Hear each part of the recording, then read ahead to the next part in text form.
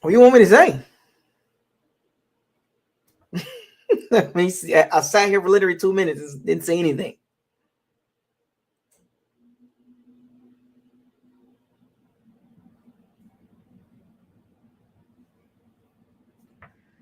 What's going on, everybody? Welcome to Buckles Locker.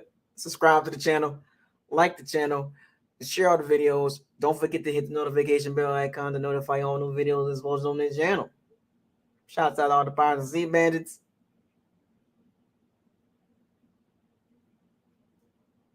Thank you for supporting the channel. Support all the Bucks channels and platforms. Ugly.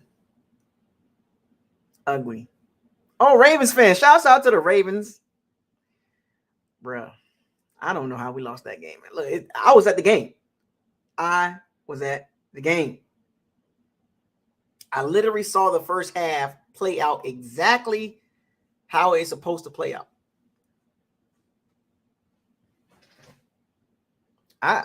Look, there's a lot of blame to go around, but just as we can sit here and try to, sugarcoat it and make it sound good,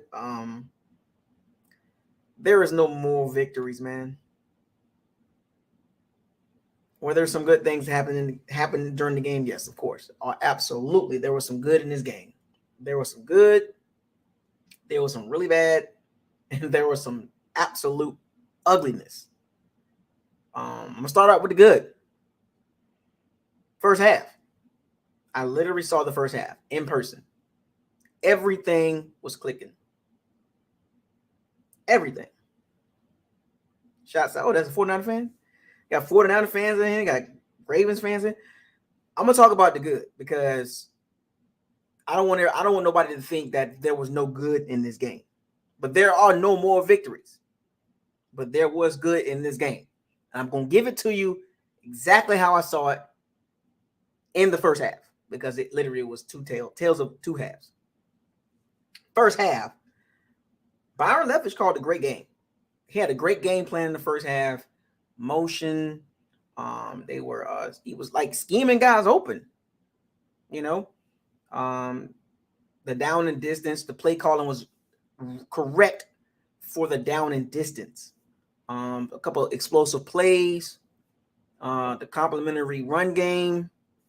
The O-line was blocking very well for the most part in the first half. Brady was clean.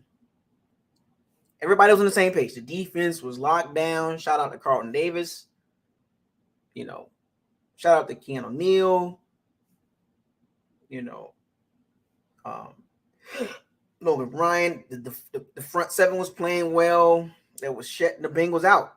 The Bengals had no clue what to do. They were stuck in mud. Like, I'm sitting there. It's a bunch of us Bucks fans, and there was some Bengals fans. I'll get on that later. That's a part of the bad and the ugly. And I'm sitting there looking at the game like, this is exactly how it's supposed to go. This is exactly how it's supposed to go. Like, everything was working. The Bucks averaged 17 points a game. They scored 17 points in the first half. 17 points in the first half, and they averaged 17 points a game. So I had high hopes at halftime as I left the game. I had to leave the game to go to the airport to catch my flight, which I get to the airport, and obviously my flight was not ready. It got delayed an hour. So I literally could have stayed at the game at least until 7. But I left at like 5:45. Well, at least could have stayed till the third quarter. But in all, everything was right. They had over 200 yards total offense in the first half.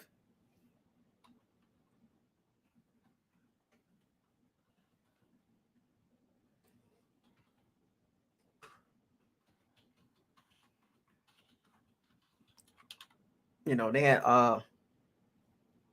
it was crazy. Um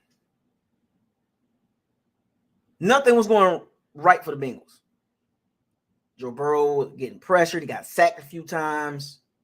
Defense made third down stops. So I had the utmost confidence in my team. Halftime, we talking noise to the Bengals. Well, I wasn't talking noise, but some Bucs fans were calling Joe Burrow, fraud and all this and all that. And I'm like, yeah, you know what I'm saying? I'm amping. I'm like, I'm leaving the game. It got a little chilly out there too. Got a little chilly out there. In Tampa, chilly is like, man, what's going on with. But it was just like, it was so crazy. Over 50% of the Bucs total yards came in the first half. I think it was like 40 something almost. And the Bengals had like 83 yards total offense. The Bengals didn't do anything in the first half. Like, they had nothing going for themselves. Carlton Davis was D'ing up Jamar Chase. I mean, it was like Carlton Davis was trying to prove a point. He was trying to prove a point to everybody. Like, I'm that dude. Like, I'm the grave digger. And to be honest with you, that was Carlton Davis's best game as a Buck. Now, he's had some good games. He had some solid games, but watching Carlton Davis play with the Bucs since 2019, this had to be probably one of his best games at cornerback, because we already know Carlton Davis, he does have lapses of situational awareness. More on that later.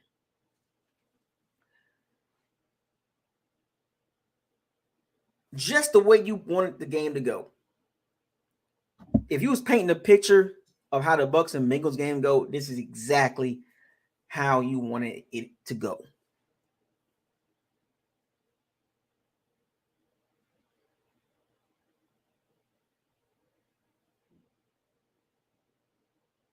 What more can you ask for?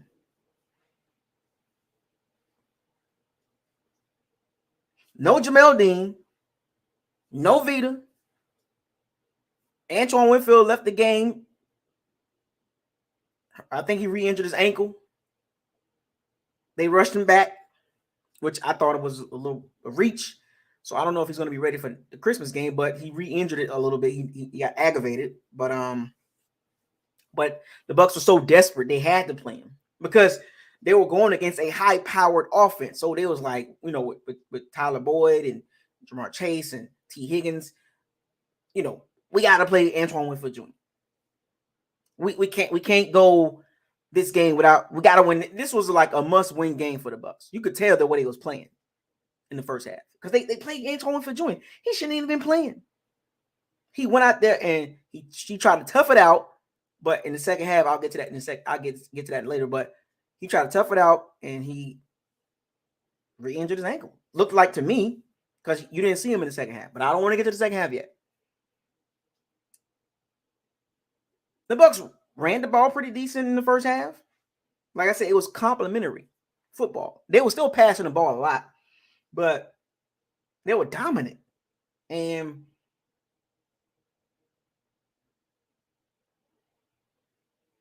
you had to think like, well, where was this team at all season? They was doing motion. They did a lot of play action in the first half. They did. And the thing about it is when they was doing play action, the running game was working with the play action. So the Bengals had to respect that. It's not like they was running play action and the running game wasn't working. You weren't fooling nobody. They was actually fooling the Bengals with the play action. Nice little 1-2 punch, Fournette, White. And it was like, oh, okay. So this is how the Bucs offense is supposed to look. But halftime, I get into my car. I didn't even watch the game on the way to the airport. I just kind of I didn't turn the radio on. I didn't want to listen to nothing. I'm hurrying up to the airport. I missed my rental, because if you've been to Tampa International, they got this weird turn to go to rental versus departures and arrivals.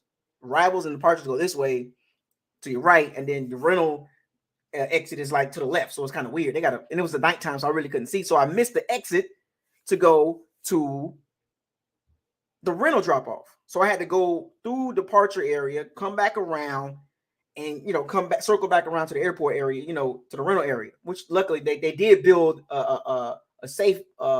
They did build a backup plan where if you miss the exit, you can come through departure and then circle back around and veer off to the left. There's another exit. Instead of going back to the highway, you can just get off again to the airport and then get off in the rental section. So, whew.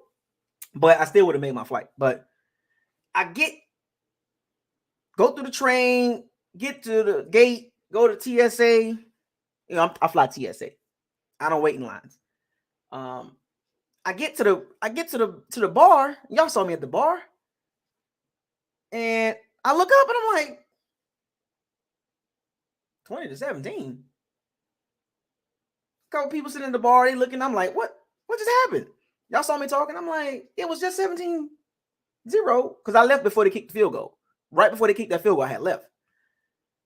And it was like 20-13. I mean, it was 17-13, and the Bengals scored again. And I'm like, I don't even know what happened. It was just, I couldn't process it fast enough because I was just trying to catch up. So that's why I was talking to y'all. And so I watched the rest of the game at the airport for the most part. And I'm sitting there in disbelief, so I'm getting filled in by the guy at the bar. And then, then you guys are filling me in. And I'm like, what just happened? I'm still kind of like blown, and how can a first half be so perfect, but the game ends so bad? Does that make any sense?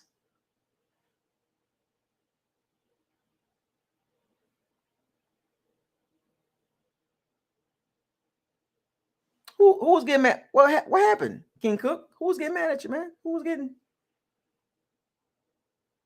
shots? I mean, let me give me some shout outs real quick because I apologize. We got Eli in the building. Who in the building right now? Bucks for life. Got King Cook. You got Grislow. Who else in the building? Nice. NYCE. I like that. I like that spelling. Mom for Christ was in the building. Who else? William Rogers in the building. DP Buck 32 in the building. Zach in the building. Young D's in the building. Rip. I see you, Rip. I know. Tampa guy. John McGee. 55th McGee. Haitian boy. I see you, man. Corey. Austin. It's a San Francisco fan, huh? Val. Neil. Kimberly. Oh no, I haven't talked to him yet. I'm gonna get to him tonight. I hope if they don't give me the credit, the ticket was on like $108. I mean, was it 108? It was like $120. So, but I'm gonna see if they can just move that over to the next flight because I didn't make the flight. I didn't even check in. So, GB. But I am gonna talk to them tonight. I've been kind of a little busy today. I had to take care of some stuff and had some other stuff going on. I had to worry about Sal. I see you, man.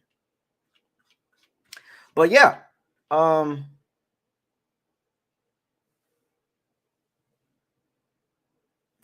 who? Arizona Cardinals in the building. Kimson. Did I say that right? Kimson Joseph. Game Day TB.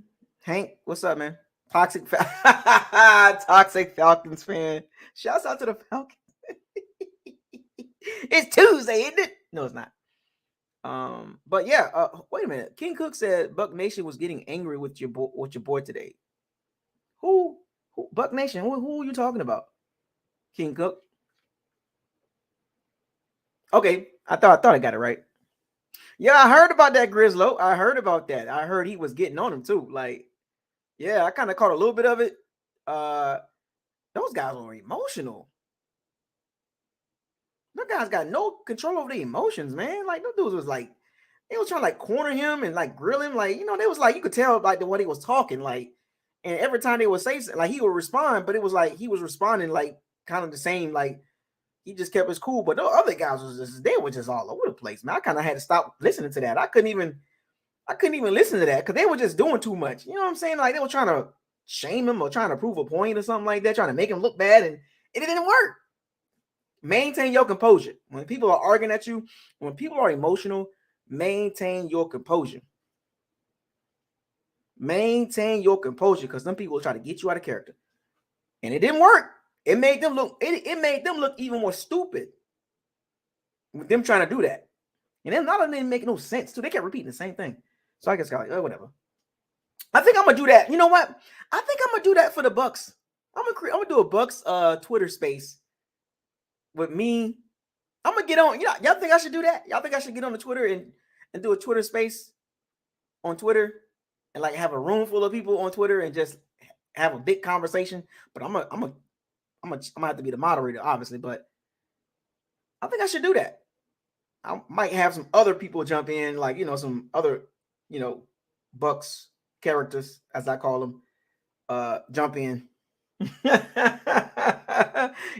Those other channels or those other profiles on social media, they might jump in if they got the guts, because I don't play that little funny game they be playing. I don't, guys, y'all can see I don't even affiliate with all that weird stuff they be doing and the joking and all that stuff and the hee ha ha and the goofiness, that goofy stuff. No offense to them. That's just goofy stuff to me. I don't like that. So if I was to do a space like that and they come in with that goofy stuff, I'm gonna ignore them. They know who I'm talking about too. Them goofy ones. They do that goofy funny stuff. But anyway, Big Buck, what's up, Big Buck? Trill, what's up? So how can the first half be so perfect, but the game ends so bad? That don't make any sense. But I did say this, and I said this a while ago. Yeah, I saw that too. I'll get to that. Don't worry. I seen all of it. Trust me.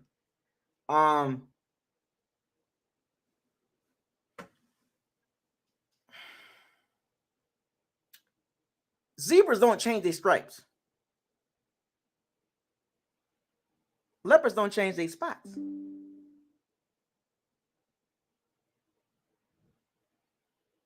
Tigers don't change their stripes.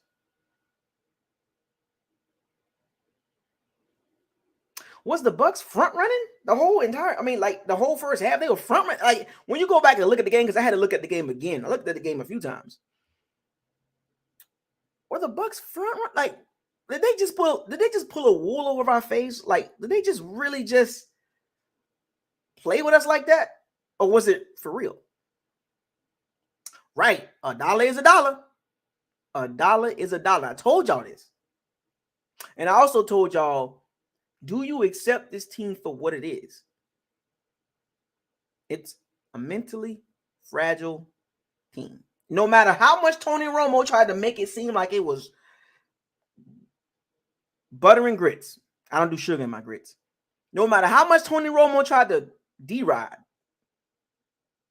it wasn't fooling me. But as a fan, I predicted the Bucks will win this game and score more than 17 points, which they did. That trash touchdown at the end, and I'll get to that in a second. I can't stand when they do that. It just irks my nerves when they do stuff like that. And they still lose, and you do that at the end. I don't like that. Has no effect on the game, on the outcome of the game, but you're trying to... Don't worry, that's part of the ugly part. But let's stay with the good. It's like the Bucks were front running. So you mean to tell me the Bengals were just playing with us in the first half? Like, well, they made some great adjustments, and I'll get to that in a second too. But the Bucks just seemed like it seemed like the movie script was written exactly how it played out. The Bucks look good, and we've seen this before. We've seen the Bucks play like this throughout the season. They'll look good for a quarter, and they'll fall apart the other 3 quarters. Or they'll look good. They won't look good in the first half, And then in the second half, they look good. Or they don't look good the first 3 quarters, and then they look good in the fourth quarter, particularly with 7 minutes and some change left, or 5 minutes left, 3 minutes left. So like I said, the Bucs have yet to play a complete game.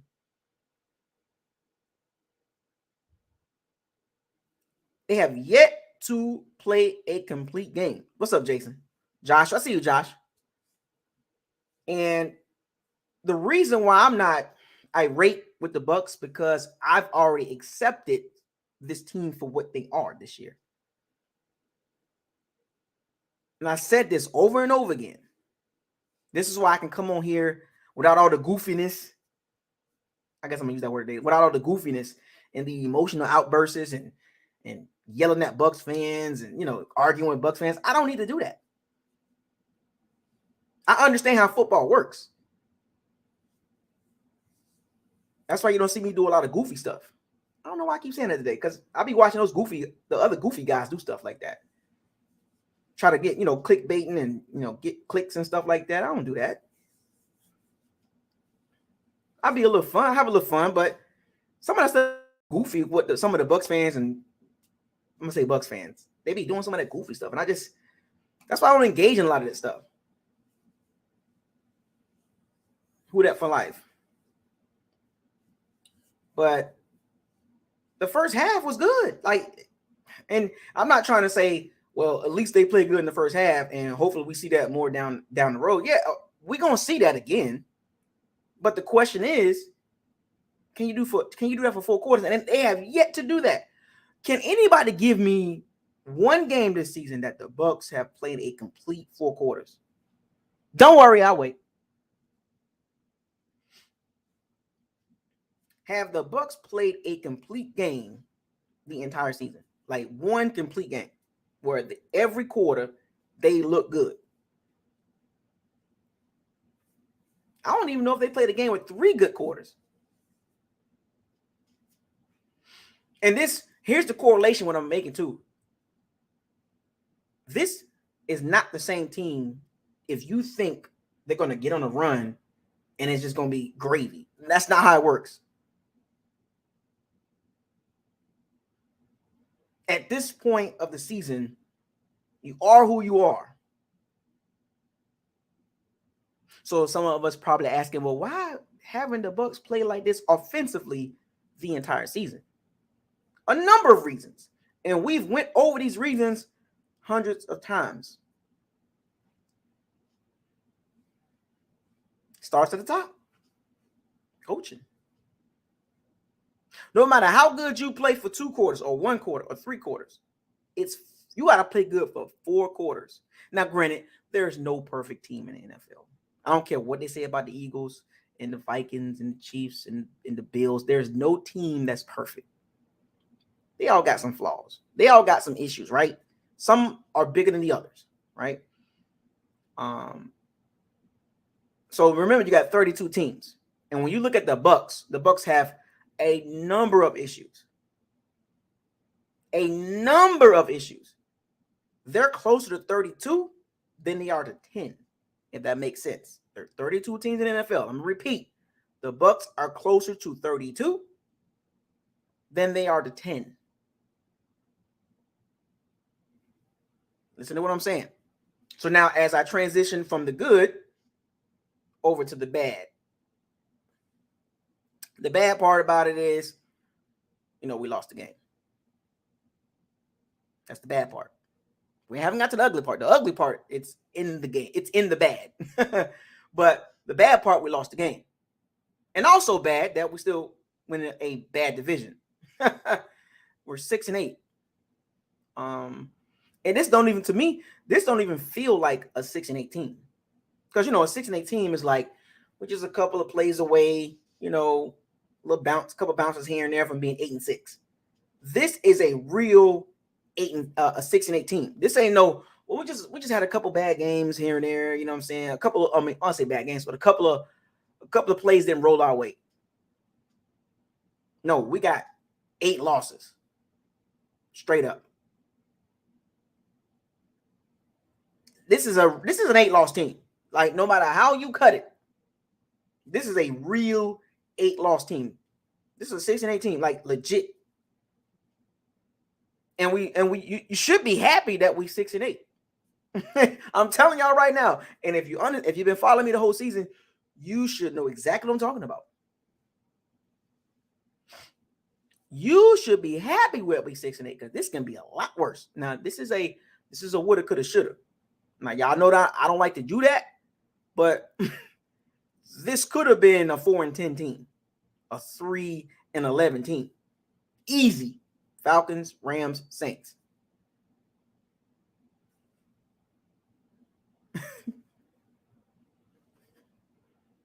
Can be easily 3-11, 4-10. Could be, but we're not. The fact of the matter is we're 6-8. That's a fact.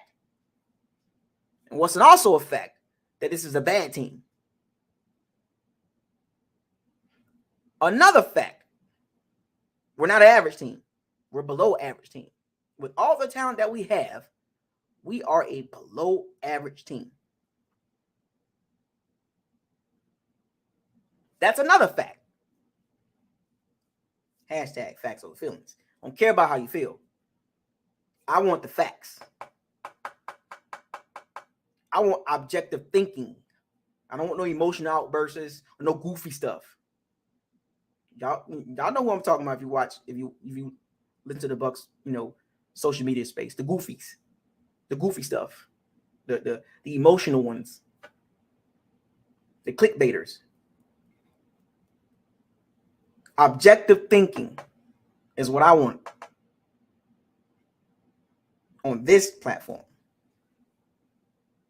Oh yeah, shout out to the Steelers too. For taking care of the work, shout out to the Steelers. Who can care less about the Falcons and the Aints, right? Who care less about them? Who cares about who won that game, right? Well, actually, I'm glad the Saints won that game. Because now they all 5-9 and we 6-8. But so we still in the bad. The bad part about this game, I'm trying to find. I really want to get to the ugly part, but I'm trying to find some bad stuff.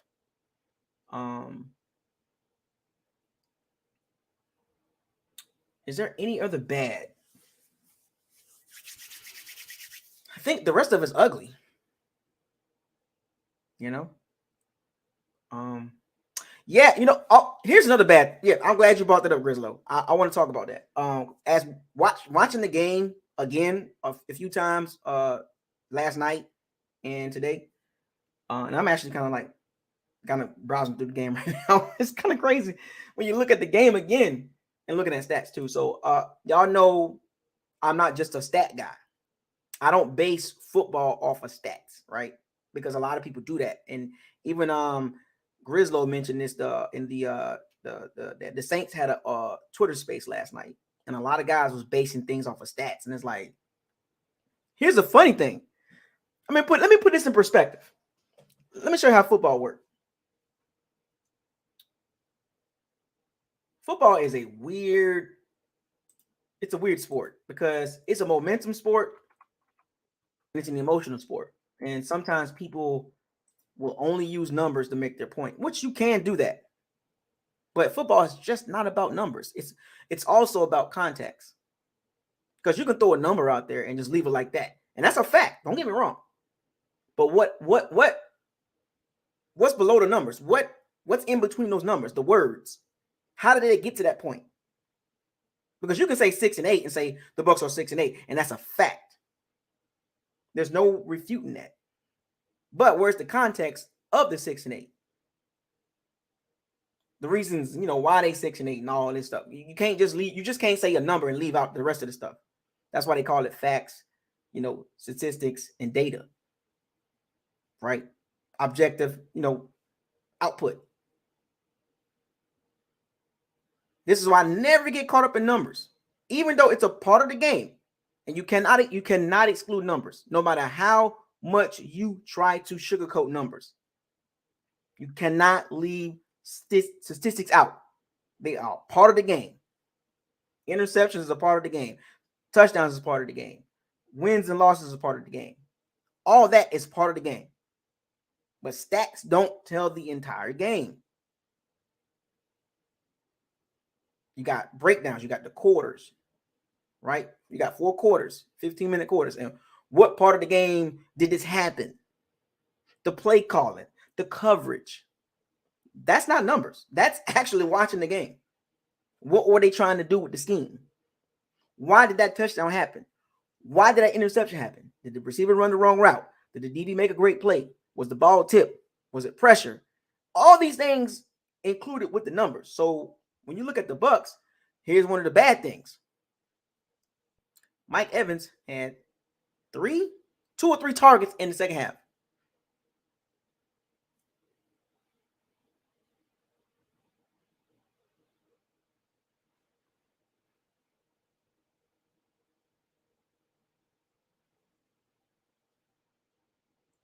Two or three targets in the second half. I can't get it all the way down packed, but it was pretty bad. Now think about that for a second. So wait a minute. So Mike Evans had his best first half of the entire season. Still hasn't scored a touchdown since, was it week 3, 4? Still haven't scored a touchdown in 9 weeks? In week 3. Think about that.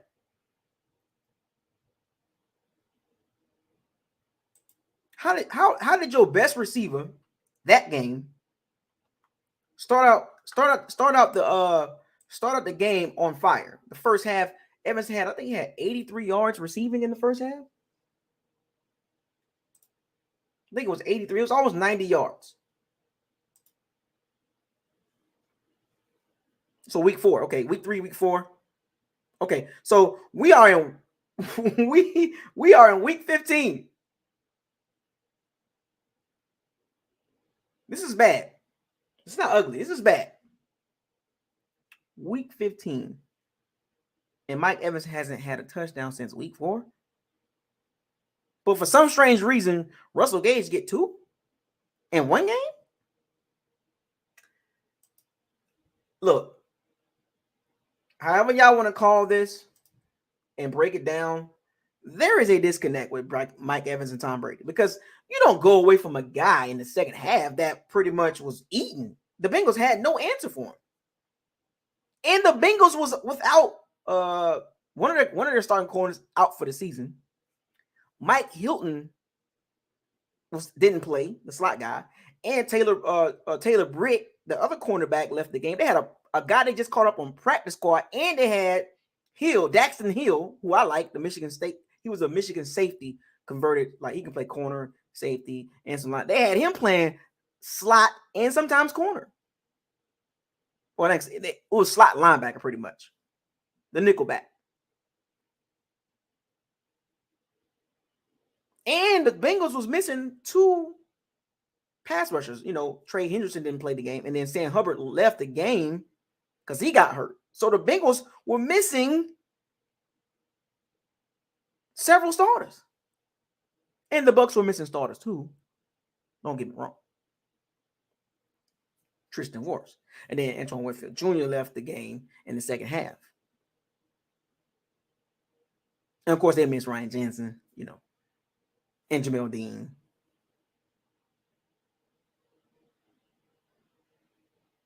But the Bengals, some of those injuries happened during the game.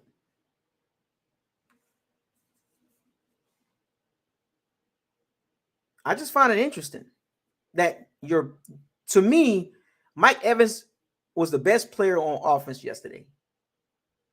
And he only gets targeted 2 or 3 times in the second half.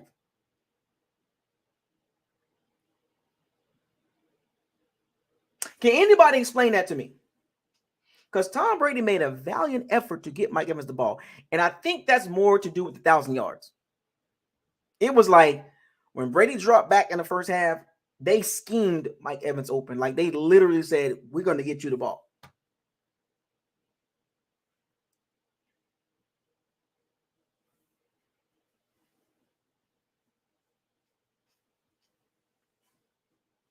We're going to get you the ball. They made a valiant effort to get Mike Evans the ball on purpose. So where was this at before? And then in the second half, you just completely take him out the playbook. Now, granted, we didn't have the ball a lot, but I'm saying when we had the ball, where was the effort of getting him the ball like you had in the first half? It became the Chris Godwin and Russell Gage and the Cameron Brate show. And where was Cade Otton in the second half? This is the bad part.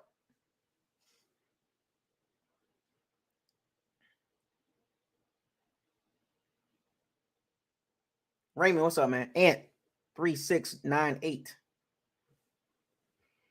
Don't make any sense to me. And I play receiver, and and Mike Evans is a very humble guy. He's my guy, right? But sometimes Mike Evans just gotta show some emotion, man. He gotta be like, yo, man, what the. In the second half, he should have been like, yo, man, this ain't gonna happen like this. This ain't going down like this. The playbook just kind of just went to sugar honey iced tea. And then you put the defense in bad situations. And they tried their best. Trust me. The numbers and the gameplay matches together. Right? If that makes sense. The way the Bucs defense played and what the Bengals had in total offensively, it matches up. The Bucs defense played very well. But when you put a defense, and we are, as Bucs fans, we know exactly how this works. We saw it a couple years ago. Y'all know who I'm talking about. Short fields. The defense can only, and you hope, being a top level defense, it's, sometimes you kind of hope the defense can hold, but the defense had some situational lapses, and that's the ugly part. And as I transition over to the ugly part, before I do that, also another person, Team Cali, what's up?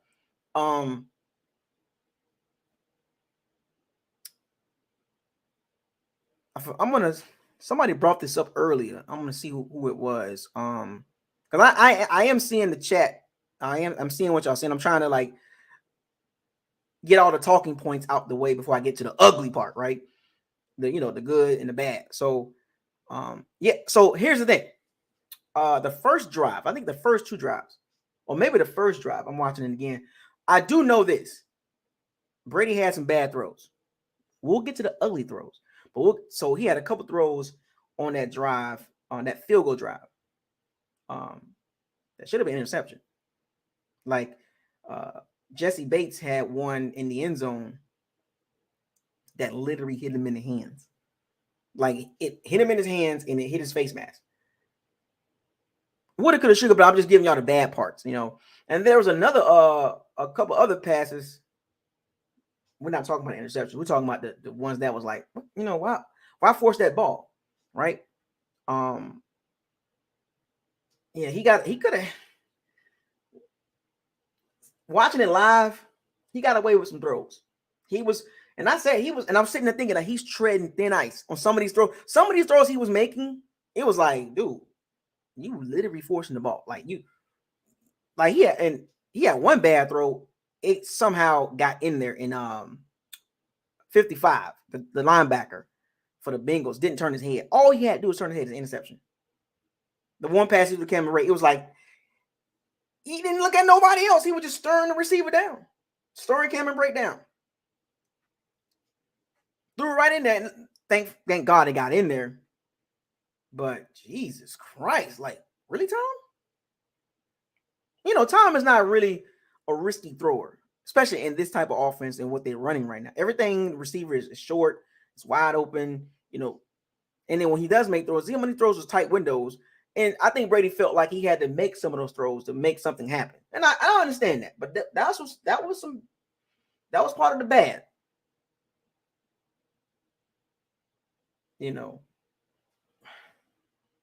Just saying, be careful. But he made some throws. It was risky. He's like, I'm gonna fit it in there. That was a no risky, no biscuit throw. We want to see some of that too. So sometimes you gotta take a chance. And he took some chances and he got away with a few. Now, a couple other ones he just didn't work out like that. But and also I want to jump back to the D line in the first half. And even the second half. They play well.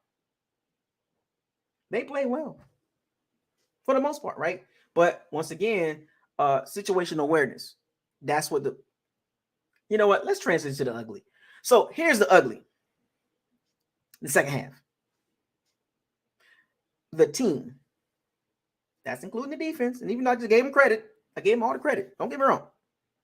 But your job as a defense is to stop the opponent from scoring. That's literally your job.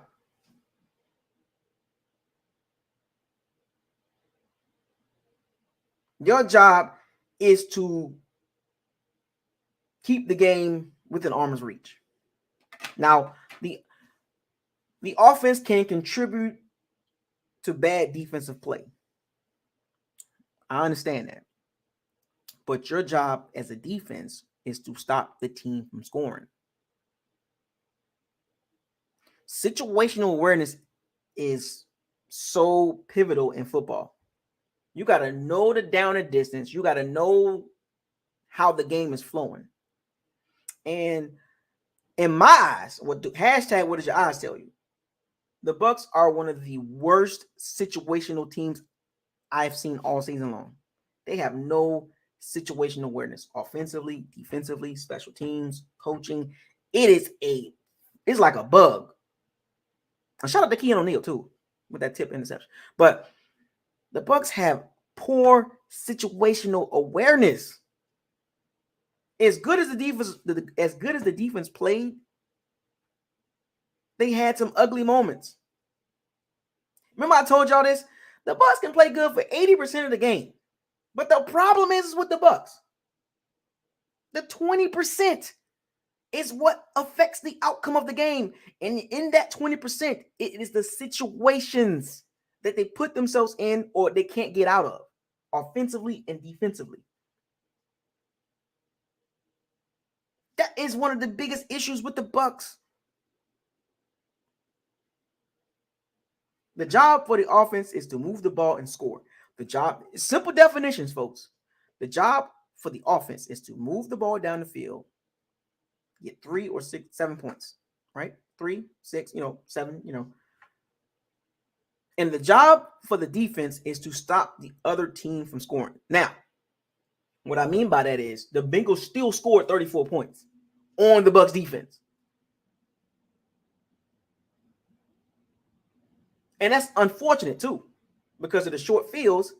But you still gotta, and some of those touchdowns that the Bengals had, before those touchdowns, the Bucs defense just had some lapses.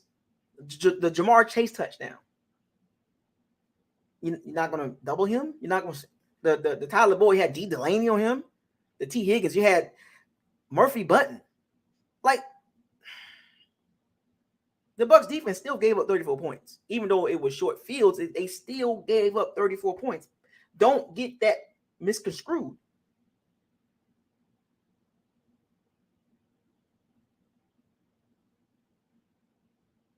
Teams like the Bengals don't need a lot to get momentum. They don't need.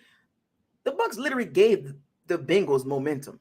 You literally said, "Here, Bengals, take this momentum pill and run with the game." And against the teams like the Bengals, you can't do that. There is a difference between the 49ers, the Bengals, and the Bucs. We saw it the last 2 weeks. The Bucs got dominated for 4 quarters against the 49ers.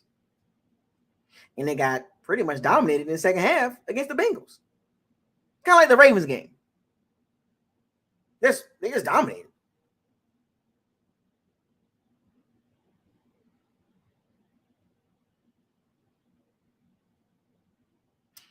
Chris Godwin, the ugly personal foul, blindside block.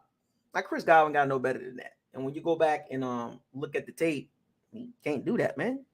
If he would have put his hands out there or kind of like shielded himself, kind of like got in his way, it wouldn't have been called personal foul. But the fact that he actually made contact, the rules says blindside blocks, you can't do that.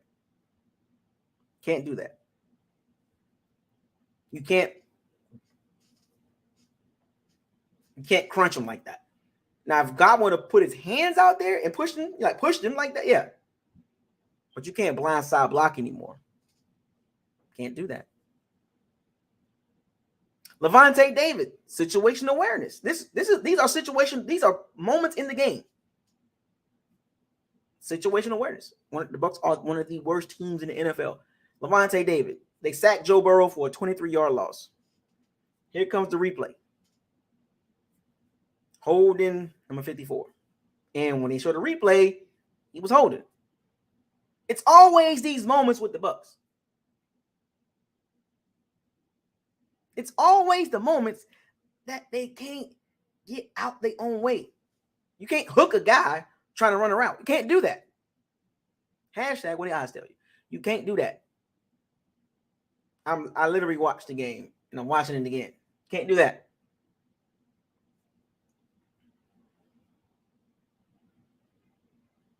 He was holding. No, he wasn't holding. No, that's just your emotions talking. You're trying to justify something that you clearly not even thinking clear. You're just upset, and I understand it. Don't look. I need you to calm down. That was holding. That was a personal foul, illegal blindside block on Chris Godwin. Can't do that. Remove your emotions. I know you're mad. It was a hold. It was a personal foul. The Jamar Chase touchdown. Ken O'Neal was like, who got him? Like,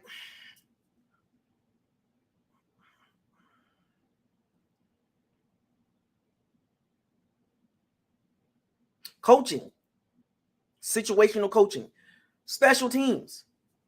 I'm giving y'all the ugly. I can get to the super ugly as well. That's Tom Brady, the super ugly. We ain't got to the super ugly yet. Special teams. Time and time again, I'm going to tell y'all, I'm one of the few platforms that talk about special teams.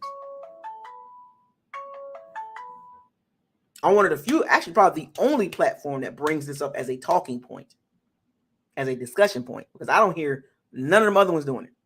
Even the major Bucs media, they don't even talk about special teams until the Giovanni Bernard situation. And we'll get to that in a second. That's super ugly as well. But special teams, the Bucs have one of the worst special team coaches in the NFL.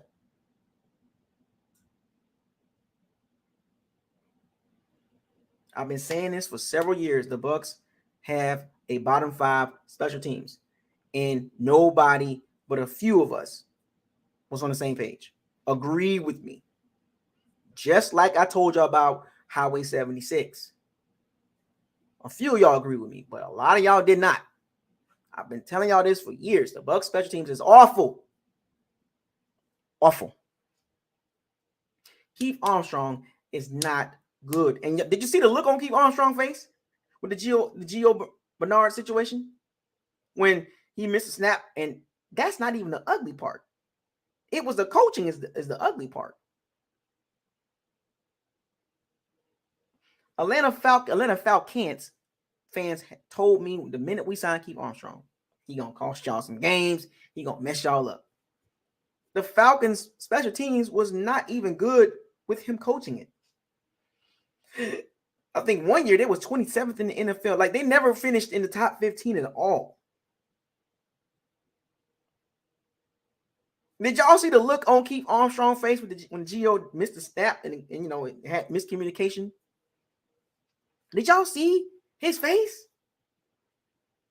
It's goofiness. What you laughing at? You called that. So you mean to tell me everybody was on the same page except for one player?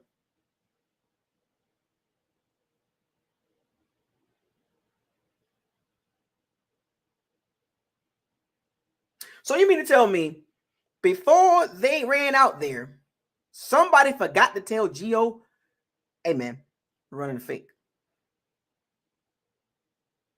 See, good special teams, they make sure everybody's on the same page before they run their butts out there. But for some strange reason, the Bucs special teams with the oof.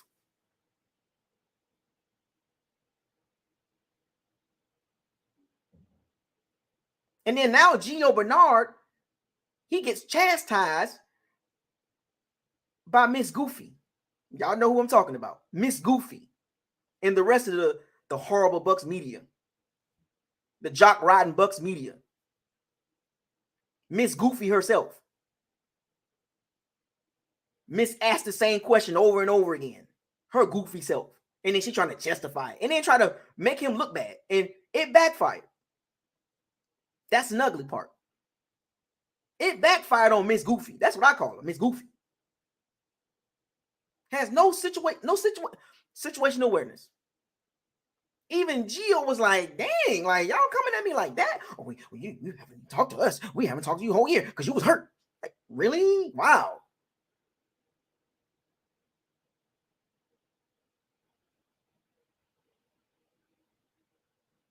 The Bucks media is one of the worst in the NFL.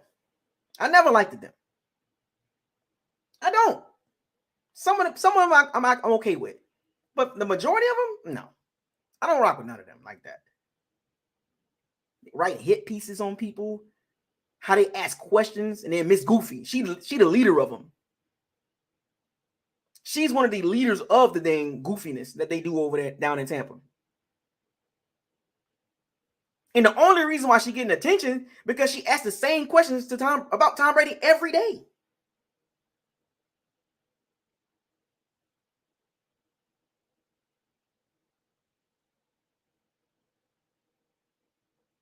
And she thought she ate today too, trying to defend the goofiness that she was doing. She thought she was eating. She was getting destroyed in the comment section. She sucks.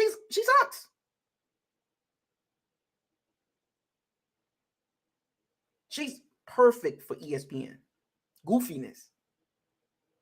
She thought she was eating. She thought she was making the right responses and she blocked some people too. But that didn't stop them. They was on her. They was on. Then you had the Superman. I got to save her. You had a couple of those guys out there trying to justify what she was doing. Goofy, just like her. Those Superman, I call them super simps, trying to get some cookies.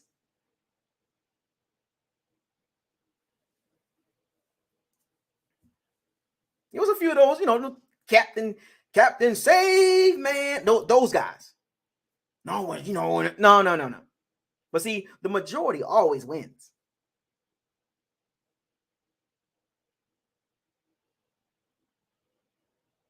The majority always speaks. Everybody. And think of it wasn't even just Bucks fans that was getting on her about that. It was other fan bases, fans that were getting on her about that. But she's a goofy. She's always been a goofy. This is before Tom Brady got there. She was a goofy. I don't even know why people even pay her attention. And the only reason why she got attention today is because she tried to put Gio on blast. Now, back to the football game. Keith Armstrong.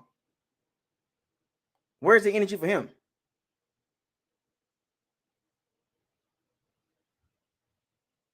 Oh yeah, I didn't see. What did Shannon Sharp say about that? I'm pretty as a former player, I'm pretty sure he was like, I ain't gonna spell a lot for y'all, but y'all know what I'm about to say. I want to say some other words, but out of respect.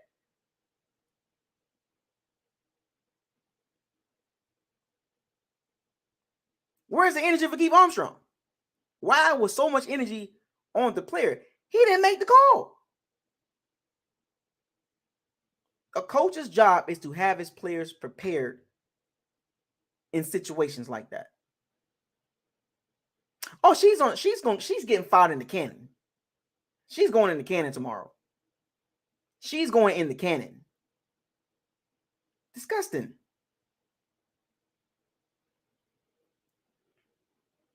Unprofessional.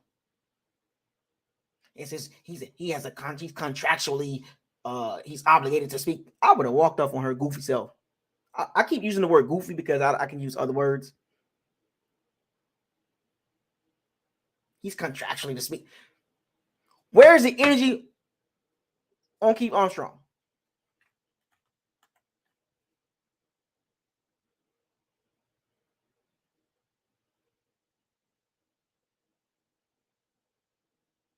Where was the energy for Keith Armstrong? And he left.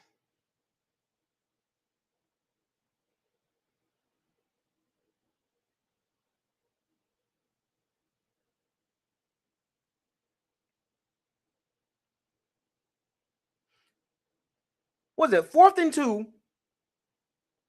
52 yards. Ryan Succop. This man has no accuracy outside of 50. Outside of 50 yards, he is terrible. He has no confidence kicking. I never understood what was the Bucs' fascination over Ryan Succop after last season. Like, what? You could have just, and they paying him too much money to be missing those kicks. He is absolutely horrible outside of 50. Meanwhile, there's other kickers around the NFL that can make that kick with no problem. But for some strange reason, I don't even know why the Bucs don't go for it. I even said go for it. When it was 4th and 2, what did Todd Bowles do? I'm kicking field goal. When you start doing this, Todd Bowles, when you start having faith in him making 50-plus yard field goals, the last 2 weeks, it was a 55-yarder, and now it's a 52-yard. The man can't make the kicks, man. The Bucs was better off going for it.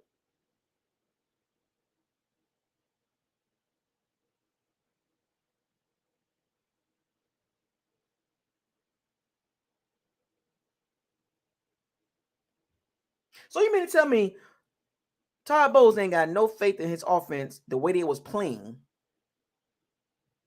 You rather kick a 52-yard field goal? What? Again?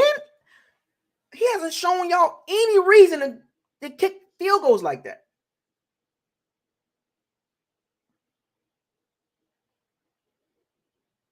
Anything over 50 yards, go for it. Don't even, if it's 4th and 2, go for it. 4th and 1, go for it. Inside the 40-yard, go for it. I don't want to see no more kicking 50-yard field goals with Ryan Succop, and he's not coming back next year, folks. Move on from Ryan Succop. Get somebody with a better leg. He's getting paid way too much money to be missing kicks that he should be making. Too many kickers are making 50-yard field goals. Too many. Bucs special teams is so bad. Told y'all this. They're horrible. Devin Tompkins had a good game last week, and then this week, it was like, what? What is this? What did he do yesterday? What did he do yesterday?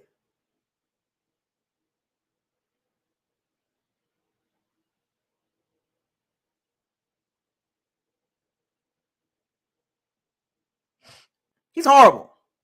Get rid of Ryan Succop. Had his fun in 2020, and every year after that, last year and this year, it does not look good. And he's getting paid too much money. Get rid of him.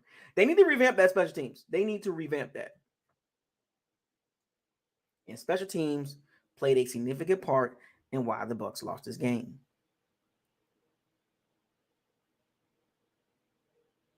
Also, another ugly situation. Right before halftime, I'm watching it right now. The Bucs let the Bengals get in field goal position.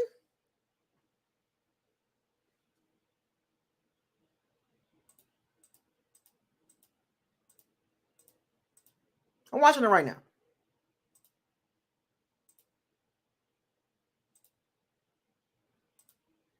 First of all, the Bengals had a good return. This is 1 minute and 37 seconds left in the first half. And I'm watching it right now. The Bucs gave up a good return to the Bengals. Joe Burrow and his shotgun, and the Bucs are playing 12 yards off the ball. Situational awareness. No timeouts. Exactly. No timeouts. Todd Bowles, what you doing? Playing soft zone coverage defense happens every week with teams that do this. No pressure. It went right down the field, field goal, 17-3.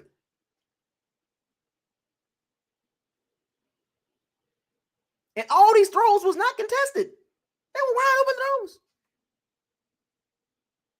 Wide open.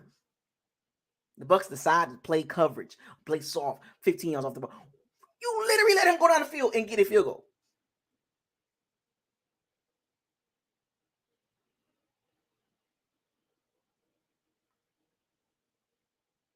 You just gave them 3 points. You literally gave them 3 points, Todd Bowles. Situational awareness. Oh, I'm literally breaking it down for y'all. I'm giving y'all situations, not the game, just the 20% I was telling y'all about that the Bucs are bad in.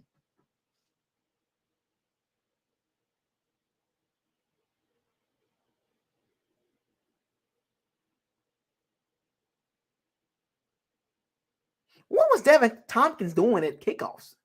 What was he doing getting the kickoffs? Special teams play a significant part in the game.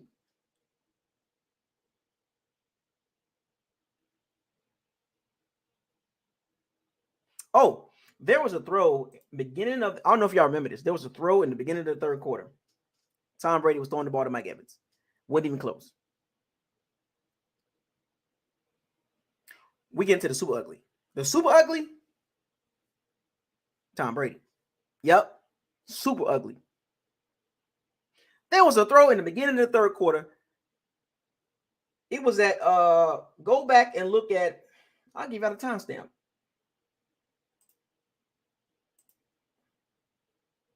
I'm gonna give it to y'all. Hold on. It was 2nd and 6 with 14 minutes and 18 seconds left. He made a throw to Mike Evans. It was disgusting. And also, in that same moment, he flinched. There was nothing there. He literally did this, folks. I'm replaying it again. I'm replaying this flinch that he did. What were you flinching for? There was no pressure. He flinched. It made an awful throw into tight coverage. Mike Evans had no separation. He still threw it.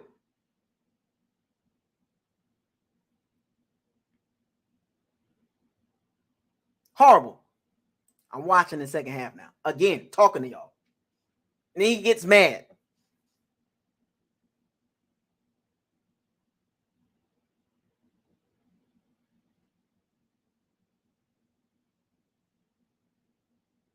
Third and 6, you throw a check down and get 5 yards. And that's when the special teams blunder happened. So here we are, situational awareness. 3rd and 5. 3rd and 6, the Bucs, he throw a check. The play call was a check down, and Brady throws the check down. Didn't even throw the ball down the field. Let's just see if there was pressure. There was no pressure. Check down. 3rd and 6.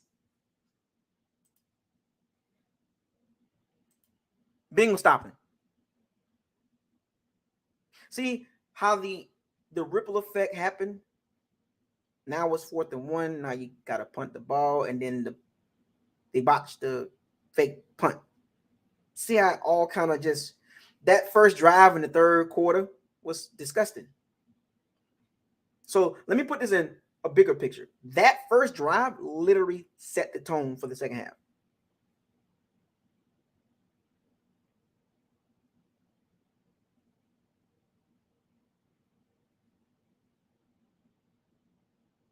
That first drive set the tone. See, a lot of people like to go at the one play. People want to focus on the botch special teams blunder.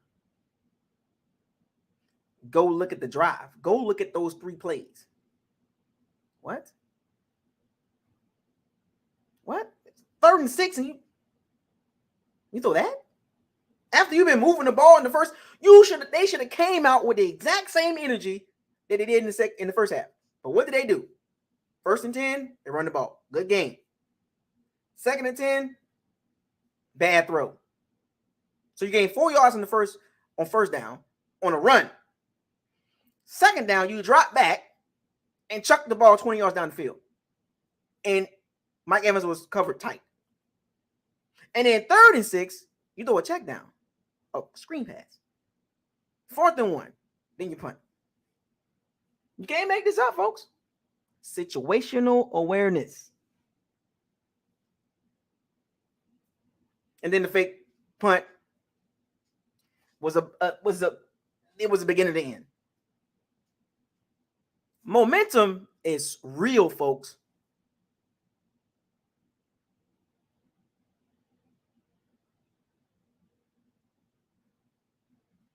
Momentum is real.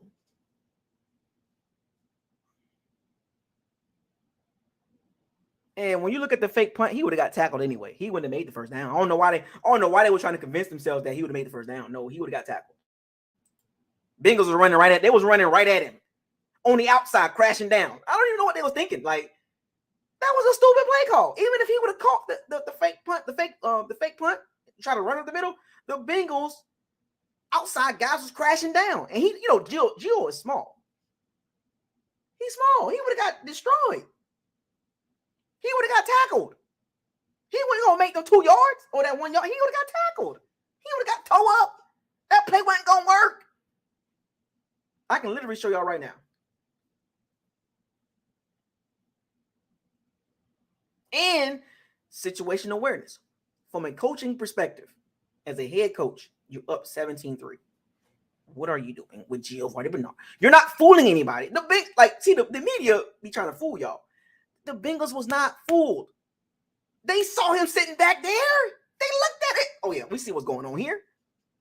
That's why even when he botched the ball, they was on him so fast. He wasn't going to get that 1 yard. He would have got toe up.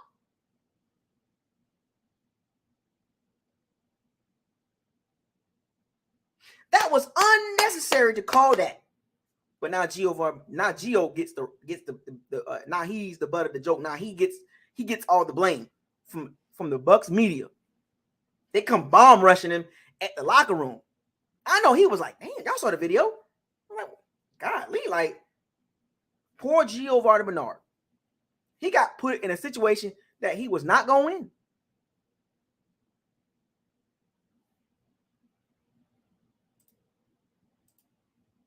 He was not going to get that 1 yard, folks. I'm telling y'all. Don't let the media fool y'all. Tony Romo talking about it was blocked good. No, it was not. They left the outside guys to come crashing down. So everybody went up the middle.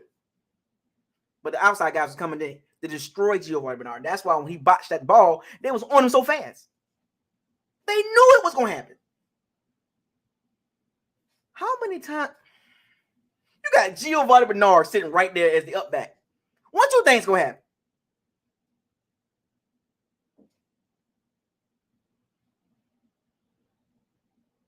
The Bucs have never ran that.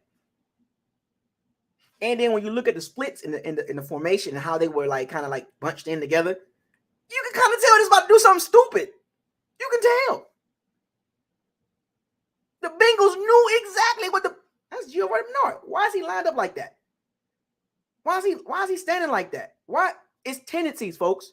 And then all of a sudden, the Bucs didn't even run that with nobody in the entire season. And then Gio is activated for this game, and you put him in that position. Who you think you're fooling, Keith Armstrong? Todd Bowles? Todd Bowles signed off on that. All season long, the Bucs ain't never done nothing like that. Have never done nothing like that. Matter of fact, when's the last time the Bucs ran something like that prior to that? And then situational awareness. You throw Giovanni Bernard, you make it obvious. So now, mind you, I didn't see it live because I was on my way to the airport. But watching the formation, watching the splits, and watch how far Gio was lined up off the ball behind the snapper. You knew that was going to happen. I knew it was going to happen. Todd Bowles should have canceled that. Jake Kumada should have looked to the sideline and made sure they should have checked that. They should have checked out of that. That's the coaching fault. Don't get me wrong. The players got to execute that play, but that is not the time to be running that. But guess who's getting all the heat? Giovanni Bernard. Giovanni Bernard is getting all the heat because of poor coaching. Head coach signed off on it, and Keith Armstrong. Because remember, Keith Armstrong just can't do that. He got to suggest that to the coach. Hey, I think we can get him with a fake punt.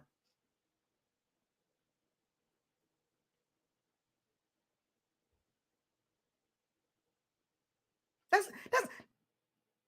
Todd Bowles' fault.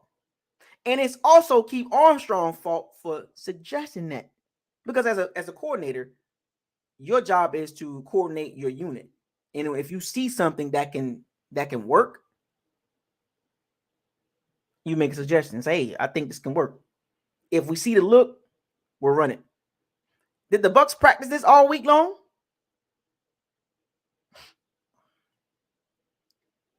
Did the Bucs practice this all week long? Were they ready for this? And on top of that, you're up 17-3. What is the reason in running that? Your defense is playing really good and you run that. Coaching is the downfall of the Bucs. It was a downfall last year, and it's definitely a downfall this year. Remember, 80% of the game, the Bucs played pretty decent. It's the 20% that destroys this mentally fragile team. They're so weak. They're so pathetic in these moments. And teams expect the Bucs to, if they expect the Bucs to French toast up. And the Bucs do it week after week after week. Even in the games that they win, they still mess up on certain situations. They're not a well-coached team.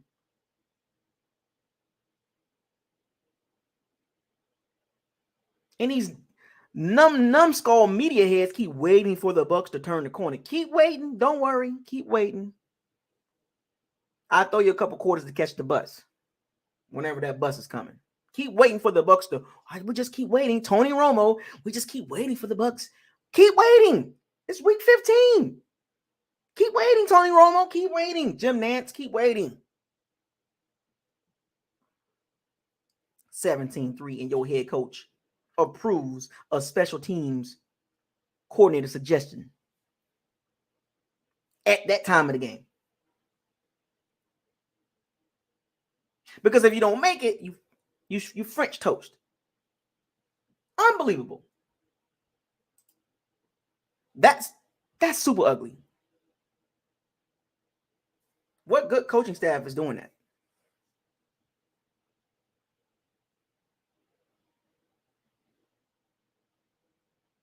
What good coaching staff is calling it at that time? If a good team, a well-coached, well-oiled team is up 17-3, they're not calling that. They're not calling that play.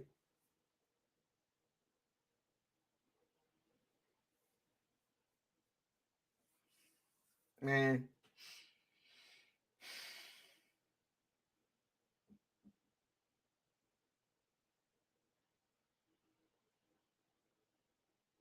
And Tom Brady, super ugly. A botched handoff, 2 interceptions, 2 fumbles. Like, bro. You know what? I'm not even gonna do that. I'm not even. And then here's the thing. The defense stepped up after that. They held them to 3 points. Carlton Davis was D and Jamar Chase up. Held the Bengals to 3 points. This is all I'm trying to tell y'all. Even though the Bengals had a short field, your job as a defense is to hold them to no points to 3 points. They didn't give up 7 points. So the Bucs, at that point, they took a body blow. Boom. It was like, they still fighting back. 17-6. Then the Bucs get the kickoff, and then Tompkins running around like a gerbil. What you doing, Tompkins? The Bucs got to upgrade that position. Look, they got to get somebody that can do something back then. I'm sorry.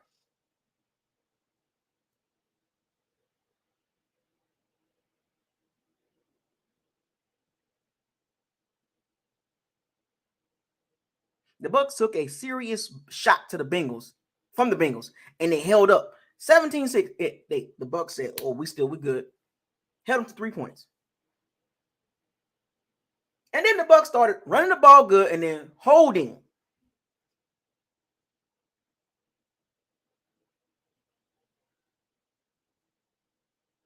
Cold Kef.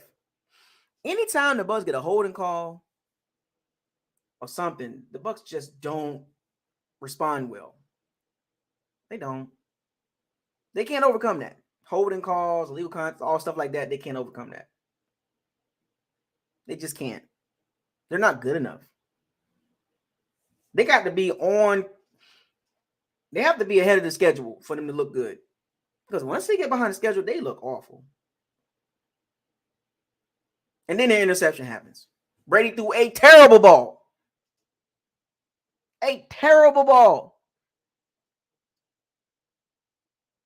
He got away with one earlier. He threw one to Trey Flowers earlier. And here's the funny thing. The interception that he threw, he was throwing the ball to Cameron Brate. Now, mind you, the one in the first quarter, he threw the ball to Cameron Brate. Trey Flowers could have intercepted that one. He just batted it down. Forcing the ball to Cameron Brate? I'm sorry. Cameron Brate? Why is he getting targets? So you throw an interception and you put the defense right back out there.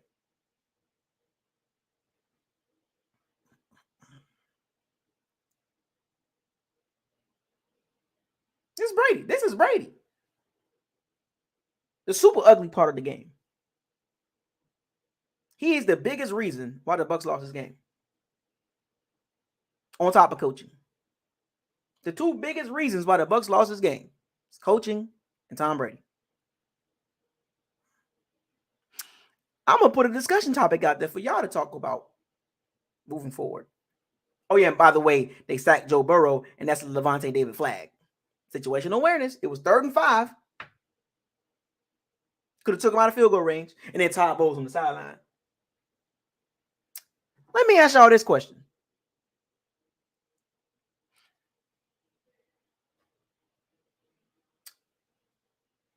Now, after that flag, the Bengals scored. It was 17-6. Levante David got a flag, and what did the Bengals do? They scored. Let me ask y'all this question.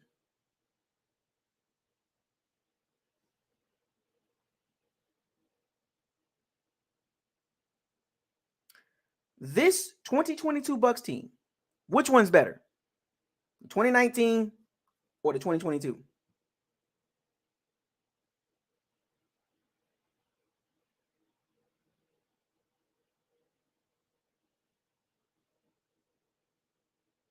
And oh, by the way, the face mask by Carlton Davis.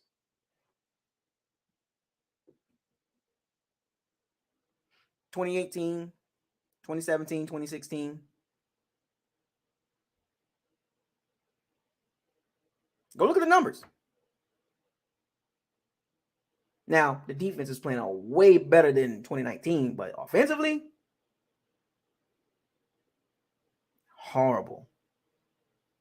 And it was so funny. All those turnovers,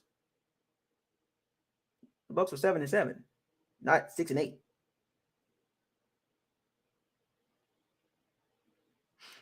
My point is what I said earlier. Sometimes you gotta look past the numbers. You gotta look past the numbers because you can look bad, and your numbers can look pretty good, but still look bad. That's why I do not get caught up in numbers.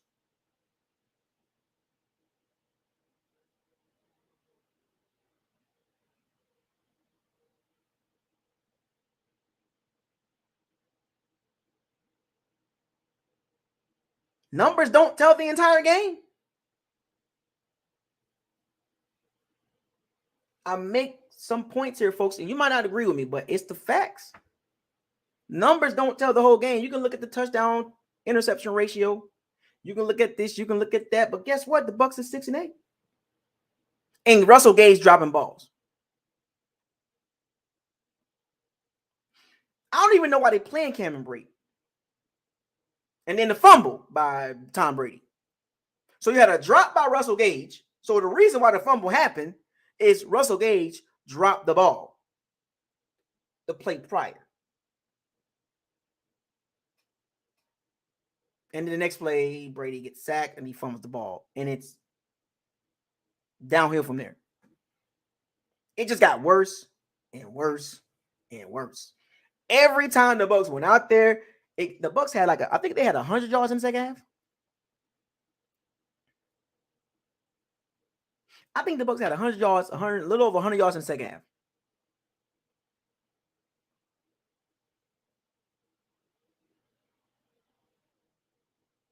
It got worse and worse and worse.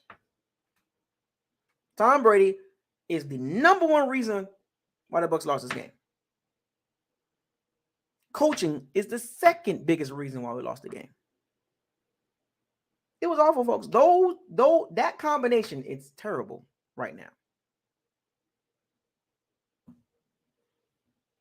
Now, here's the thing. Russell Gage making $10 million a year. He catches that ball. That fumble don't happen. Literally hit him in his hands.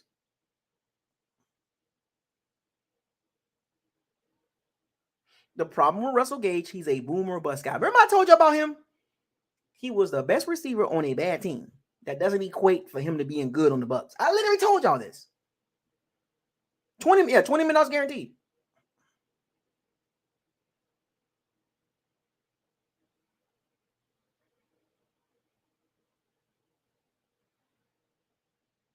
Russell Gage was the best receiver on a bad team, and y'all really thought he was going to come to the Bucs and do good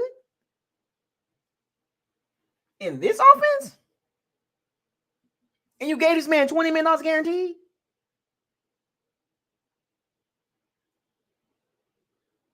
And then you don't give yourself an out of that stupid contract. That was a stupid contract. But the good thing about it is the Bucs can get out of it after 2023. They should have wrote that contract where they can get out of that contract in 2023. Now they got to wait until 2024 to get out of that stupid contract because the third year is not guaranteed. And oh, by the way, they fumbled the ball. It was an avalanche. All because of TB12. Because we did it on Winston. Well, now we're going to do it to Tom Brady. You're turning the ball over. You're playing like crap. The team is 6-8. And you literally gave the game to the Bengals. You, Ty Bowles, Keith Armstrong. I'm not even going to blame Byron Leftwich. Because I don't even think he was the main reason one of the main reasons why we lost the game. And Murphy Bunn drops an interception, by the way. Murphy Bunn got to go. He ain't coming. We already know he ain't coming back. Here's the thing. 2017, Joe Burrow throws an out route. Murphy Bunn drops the interception. What do the Bengals do after that? They go right down the field and score a touchdown.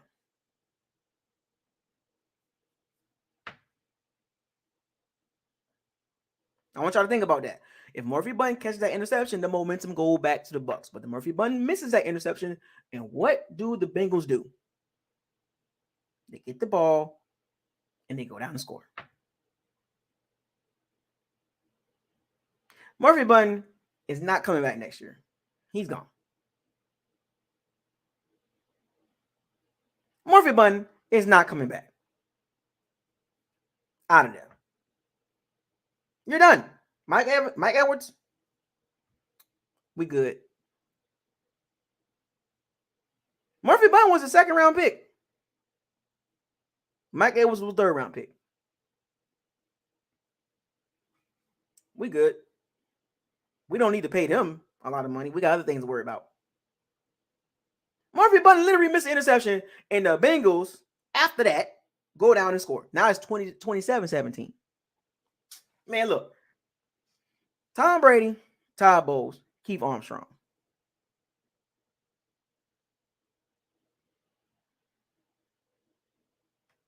Those are the three reasons.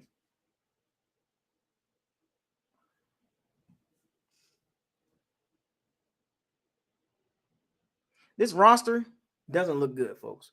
You can spin it how you want to spin it. The roster don't look good.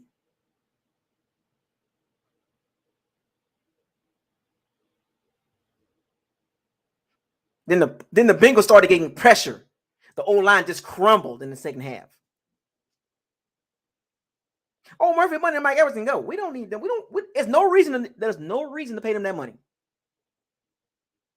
There's no reason to pay them money. We got other things to worry about. We got to build the roster. The funny thing about it is the Bengals capitalized on the opportunities they had to make turnovers. And the Bucs did not capitalize on the opportunities that they had to make interceptions. They dropped a few interceptions. The Bengals didn't. What Jesse Bates did. The difference between a really good team and a bad team. And then Leverett Holden. Like the O-line started playing terrible in the second half.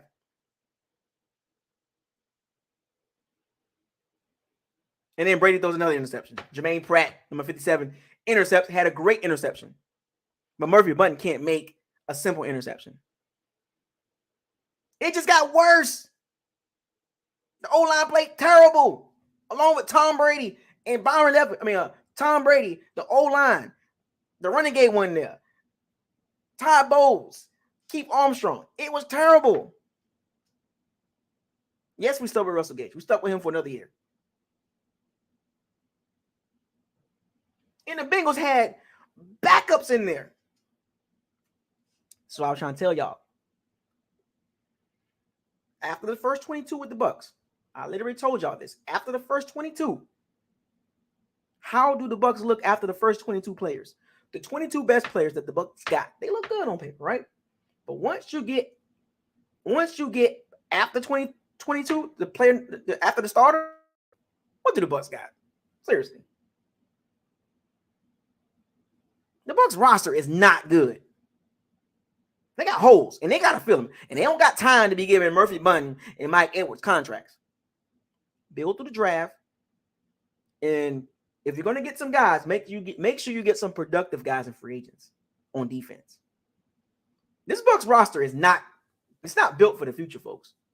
It's built for right now, and it's blowing up right in their face. Thanks to Jason Light. This is what I'm going to tell y'all. I told y'all this. For the future, I literally told y'all in 2020, it is a 2 or 3 year run. I was right.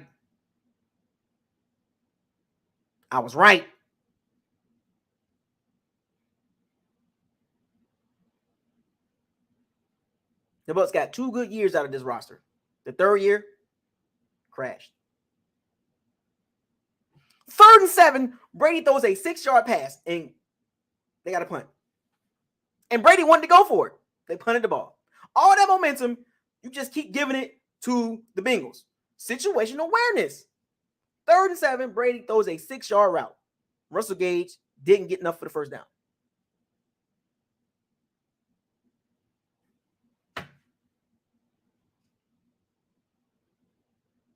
Third and 7, you throw a 6-yard route to Russell Gage, so now Russell Gage is the dude now. So now Russell Gage is getting the catches now. You need 7 yards, not 6, Russell Gage. $20 million guaranteed. He runs a 6-yard route on 3rd and 7. Are you serious? The Bucs got a lot. They got a lot of work with this roster. They got some work to do. And they got some bad contracts. They need pass rushers. Bad. Because Joe Burrow had some time. They need pass rushers, man. Without the blitz, they are garbage dumpster juice. If they don't blitz, they don't get there.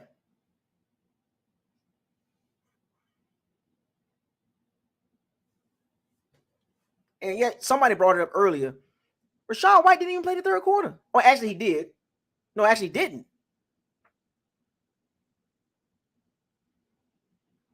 He didn't play the third quarter. I think somebody said because he missed the block he missed the pass, or he missed the block. And I think Brady kind of like shoot him off the field. That's crazy. Rachaad White didn't even play the third quarter. Byron Leftwich, what you doing? Is it because he missed the block? That's what it is? That's why Brady kind of kicked him off the field? Like, the team is just so discombobulated. It's like a horror show. It is. 3rd and 3. Joe Burrow throws a 2-yard out route to Tyler Boyd, and he takes a 2-yard route and turns it into a 4-yard gain. Situational. The defense, as good as the defense played, they just don't have situational awareness, man. Like, they just miss, man. They do more missing than hitting. They do more missing on the situations or capitalizing on the situations. Oh, by the way, 4th and inches, encroachment, 56. Even though Joe Burrow stuck his feet out, I don't even know why I didn't call that, but situations, just calm your nerves and just, the Bengals weren't finna go for that.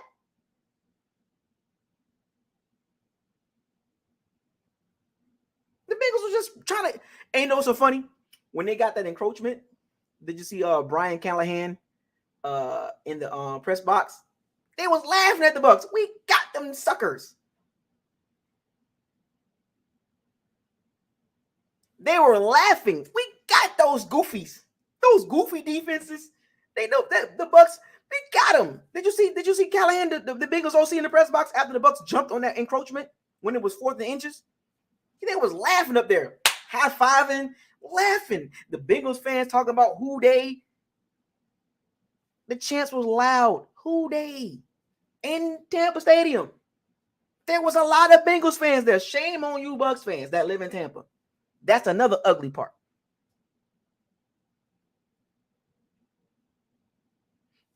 They were literally high-fiving and laughing at the Bucs. They were laughing at the Bucs. The Bengals players, the Bengals fans, they were laughing.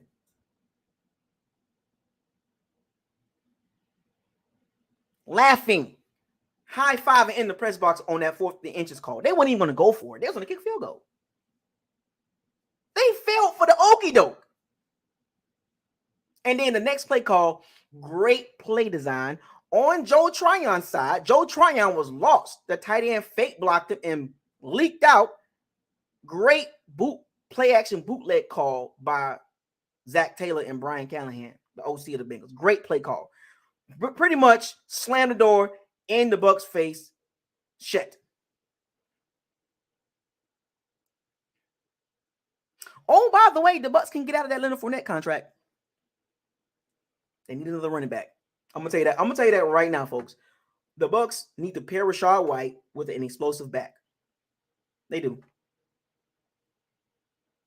And nothing against Rachaad White, nothing against him. But I think the Bucs can get more explosive back there in the draft. Or do you trust Jason Light? Because they can get out of that Fournette contract. See you. And get a younger back and much cheaper. And much hungrier. And you get a young backfield, Rachaad White, the 3rd down back, because he can catch, you know what I'm saying, stuff like that. And you get a young stud running back. Finally. I think the Bucs really need to think about that. They really need to think about getting a young stud running back in the first 4 rounds. Not the first round, maybe not the second. In that 3rd and 4th round, go find one of them gems like a Dameon Pierce. Maybe you might want to get one to say, I don't know, but go find another running back to go with Rachaad White, and you got them on rookie contracts. You don't need Fournette. He's done. It's a wrap. Move on from him. That's another guy that you need to move on from.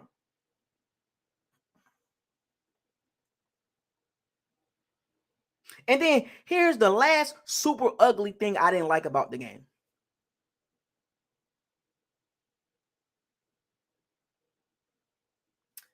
The Bengals up 34-17. The game is over.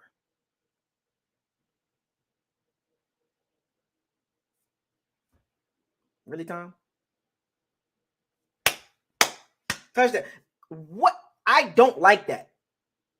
It's not about what I don't like. I'm just saying, from a optic standpoint, what was the reason behind this garbage touchdown?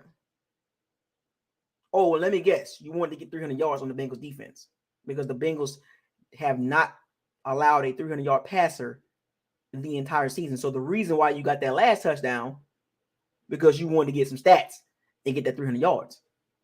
And was that it? Because, the Bengals were a fairly good defense according to Tom Brady. So you got a garbage touchdown. That is so annoying. Has no effect on the game.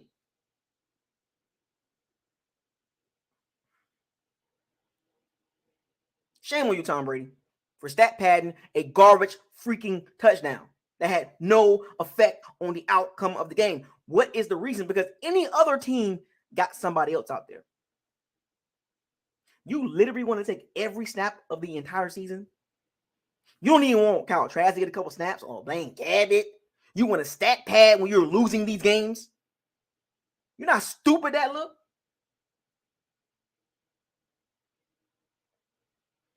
It makes the loss look even worse. It's just like the Kansas City game. The score ended up being 41-31, but you had a garbage touchdown to make your stats look good. You ain't fooling me. You're still playing bad. And I'm giving y'all the truth, folks. Tom Brady's playing bad. 2 straight weeks of garbage juice from the quarterback position. Let's call it how we see it. And he played like that against really good teams. And you think you finna go into the playoffs and just run through it? All right, man. I'm done. I'm done for the night.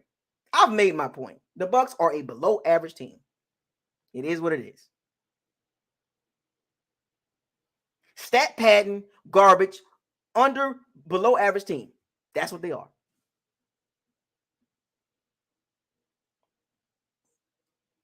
See, remember, I'm good. I accepted this team for what they are.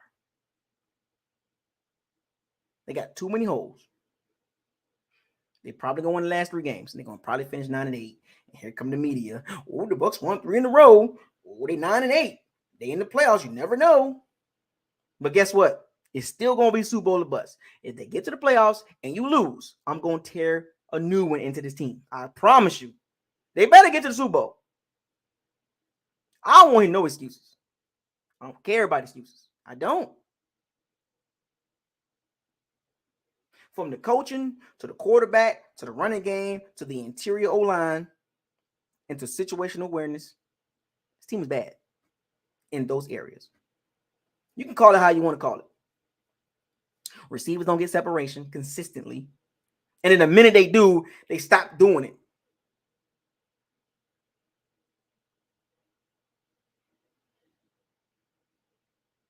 But you know what, though? Exactly. You know what, though? I think we're not done. I think we're not done in my Marcus Peters voice.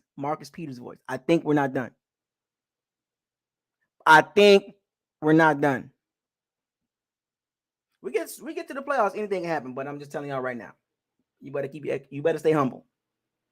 Because if the Bucs win these last 3 games and you start getting hype, you've seen the Bucs play against the Bengals and the 49ers and the Chiefs and the Ravens. Really? You gonna convince yourself after these 3 games that the Bucs gonna do something? That's fine. I can respect that. But guess what? If they get into the playoffs, you better be on that Super Bowl or bust. Because I don't want to hear this. Well, at least they got to the playoffs. Don't give me that. Because if I find you, I'm gonna get you. Uber app. I'm coming to get you. If I see any one of you Bucs fans, we get to the playoffs and they talking about, well, at least we got to the playoffs. No. That's not how it works. The Bucs went all in. They went all in 3 years in a row. They got one in 2020, the COVID championship. 2022, the boneheaded Todd Bowles defense. And now 2023, complete collapse. With no future really set. Or I would say the future is cloudy. So don't give me this. Well, at least they got to the playoffs. Don't give me that. Because we don't know how this team gonna look next year. So you gotta win this year. Because if you think this team can run it back with this lineup, you gotta be kidding yourself. Yeah, let's go ahead and run it back with the same squad. Run it back. You might end up 4-13. If you run this squad back, you might end up 4-13. The roster's not good. It's not built for the future. It looks even worse when you see it in person. They just 80% of it is like, okay, I see what they're doing. But then the 20%, the reason why they're losing these games, folks, is the 20%. Coaching, quarterback, running game, receivers, interior, defense not having situational awareness. That's the 20% that they cannot overcome. Penalties, sacks. Do you really want to see the Bucs play the Eagles, Bills, 49ers, Chiefs? Do you really want to see that? I think they can beat the Cowboys in the Vikings. To be honest with you, I think they can pull one out of the Cowboys. I think they can get them in Tampa, because that's what we'll probably end up playing. I think we can end up getting them. I don't believe in the Cowboys, but it's the second round game I'm worried about. I just don't see us beating a team like the Eagles or the 49ers. It's already been proven. You really think we're going to go to San Francisco in January and beat them? Or we're going to go to Philly in January and beat them? Let's be real. I'm optimistic, but I'm also reality check too. Click on your notification bell, man. Click on your notification bell, man. Hey, you missing the lives, man. But anyway, I think I'm done. I will open the locker room up. I know y'all got a lot to say. I know y'all do. But I want y'all to marinate on everything I said this last hour and 40 minutes. Because if I open the locker room up, I'm going to be here for another 3 hours. And I'm not going to do that. So I'll make y'all a deal. I haven't opened the locker room in a long time. So I'll make y'all a deal. Tomorrow, I'm not going to talk. I'm going to come in and I'm going to come on tomorrow. I'm going to do my walk in the plank. I'm going to do my fire the cannons. And I'm going to open the locker room. And I'm going to let y'all talk about this game. Because I can't do it tonight because I know y'all got a lot to talk about. I know y'all got a lot to talk about. I know y'all do. And I want everybody to attend tomorrow's locker room session because it's an open locker room. There's no pay to play, none of that. This is an open locker room. Get all your feelings out, your frustrations, your happiness. Put it all out because these last 3 games, it is what it is. But the locker room will be wide open tomorrow. And please, gentlemen and ladies and other fan bases, keep it clean tomorrow because I know y'all finna come in here and y'all finna come with that fire. But I'm going to need you to keep that fire temperature kind of down a little bit. Don't get too crunk. So, with that being said,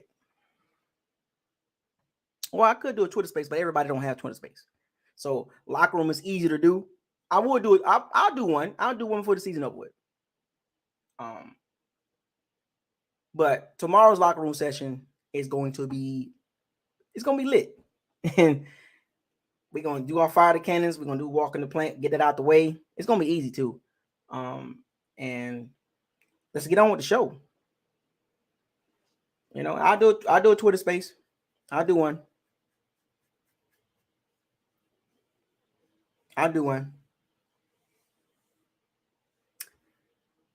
See, Jason, look, man. Where are you getting this from? What evidence do you have to make that comment? See, folks, like this is what I want y'all to understand. Tomorrow's conversation, it's about the game. But we gotta be realistic, man. Like, see, this is what I'm saying. Like, no offense, Jason. I know you've been on this. I know you've been in the locker room for a while, but where is the ideology come from? What are you basing this on? Like, I'm just asking the question. I'm not trying to put you on blast. I just want to, where is your reality at? You know, like what reality are you speaking from? It's just like being optimistic, or you like believe in this? Because there's feelings and there's like reality. It's like, reality is like when you wake up every day and that's your life. You can dream about it, but when you wake up, that's the reality. When you walk outside that door and you go to work, that's your reality. So where is this? Is this the multiverse you're looking at? Like, I'm just curious. Is this your multiverse? Because this can't be reality, right? I just want to make sure I'm clarifying, because I don't want to say anything to offend you, Jason. But I just want to make sure: are you speaking from the reality? Like, what do your eyes tell you? Like or this is your opinion? Because I respect everybody's opinions. Okay, cool. I just want to make sure, Jason. All right, he says just feelings. It's a feeling, folks. It's not a reality. He just feels that it's gonna happen. So I respect that, Jason. The locker room is gonna be early. Yeah, I'm gonna try to get the locker room started around about 4:30, 4:45. So be on the lookout around that time frame, between 4:30 and 5:00. But So Jason was like, it's just a feel. That's all it is. There's no logic behind it. That's the multiverse. You know what I'm saying? That's Earth 616. It's cool. It's cool, Jason. I just want to make sure, I just want to make sure what reality are you in, reality or the multiverse? You know what I'm saying? The multiverse of madness. Because right now that's a multiverse of madness. Going through that gauntlet, yeah. All right. You know what I'm saying? But yeah, I do agree with that.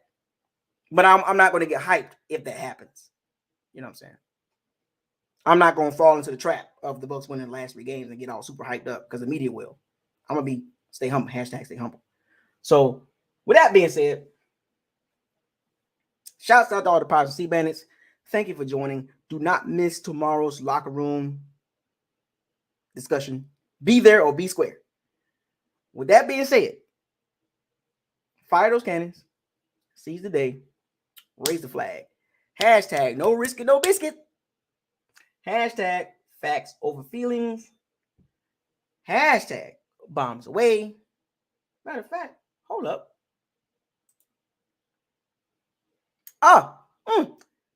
The Bucs threw the ball 44 times, and they ran the ball 22, 24, 25 times. Not bad. So they threw the ball 44 times, and they ran the ball 25 times. So hashtag bombs away. Hashtag, back to my facts over feelings. Hashtag stay humble. Stay humble. Stay humble. Stay humble. Please, Bucs fans, stay humble. Hashtag probability versus possibility. That's the reality and fantasy. Multiverse. Hashtag what do your eyes tell you? What does your eyes tell you? Seriously, Bucs fans, come on, man. At this point, hashtag what does your eyes tell you? Eyeballs. As my man Who Dat for life, eyeballs and popcorn. Hashtag what does your eyes tell you?